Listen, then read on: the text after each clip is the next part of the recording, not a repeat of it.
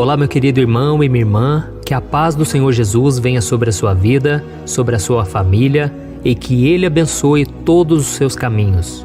Aqui quem fala é o pastor Antônio Júnior e hoje eu quero trazer uma mensagem que vai te encorajar a caminhar com Deus, a abandonar aquilo que te afasta dele e que você seja livre de toda culpa, todo sentimento negativo.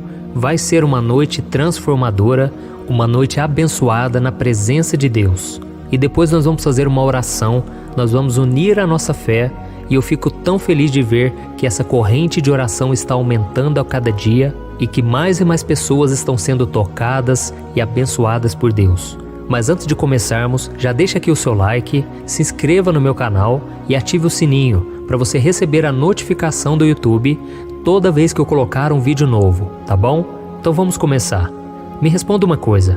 Como você age diante de Deus depois que você acaba de cometer um pecado? Você logo se arrepende, pede perdão e tenta não pecar mais? Ou você fica envergonhado, coloca a culpa em alguém ou em alguma circunstância e foge da presença do Senhor com medo do castigo que Ele pode te dar? Infelizmente, a grande maioria das pessoas vão para a segunda opção.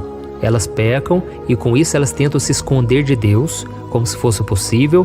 Elas ficam morrendo de medo de receber um castigo, de Deus pesar a mão.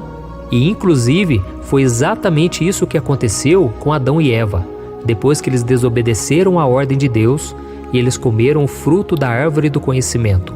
A Bíblia diz no livro de Gênesis que quando eles se deram conta do erro que eles tinham cometido, aquele casal se escondeu, porque eles perceberam que eles estavam nus. E depois de serem questionados pelo Senhor sobre aquele ato de desobediência, eles não quiseram assumir a culpa e ainda colocaram a culpa na serpente, que na verdade era Satanás disfarçado. E como consequência disso, Adão e Eva foram expulsos do jardim do Éden. Mas a Bíblia também nos traz um exemplo maravilhoso de que o arrependimento verdadeiro é capaz de transformar um pecado em bênção e restaurar a nossa comunhão com o Pai. E esse exemplo vem do rei Davi. Você sabia que Davi escreveu o Salmo 51, um dos salmos mais lindos, mais impactantes de toda a Bíblia, depois de cometer um dos seus pecados mais graves? Esse salmo já me ajudou muito nos momentos em que eu estava preso no pecado, eu não conseguia me libertar de certas coisas, e quando eu orava da mesma forma que Davi orou nesse Salmo 51, eu conseguia encontrar força, esperança de que Deus iria atender ao meu clamor, e muitas vezes eu fui liberto através dessas palavras.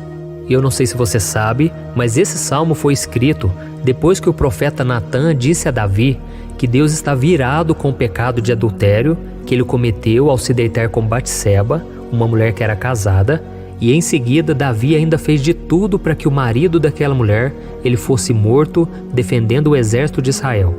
Então nós vamos ler o que Davi disse depois que ele se arrependeu dos seus erros.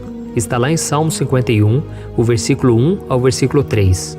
Ele orou assim, Tem misericórdia de mim, ó Deus, por teu amor, por tua grande compaixão, apaga as minhas transgressões. Lava-me de toda a minha culpa e purifica-me do meu pecado, pois eu mesmo reconheço as minhas transgressões e o meu pecado sempre me persegue. Glória a Deus. Nós sabemos, irmãos, que Davi era um homem de Deus, um homem que tinha uma profunda intimidade com o Senhor, e muitas vezes nós nos inspiramos nas suas orações, naquilo que ele escreveu nos livros de Salmos.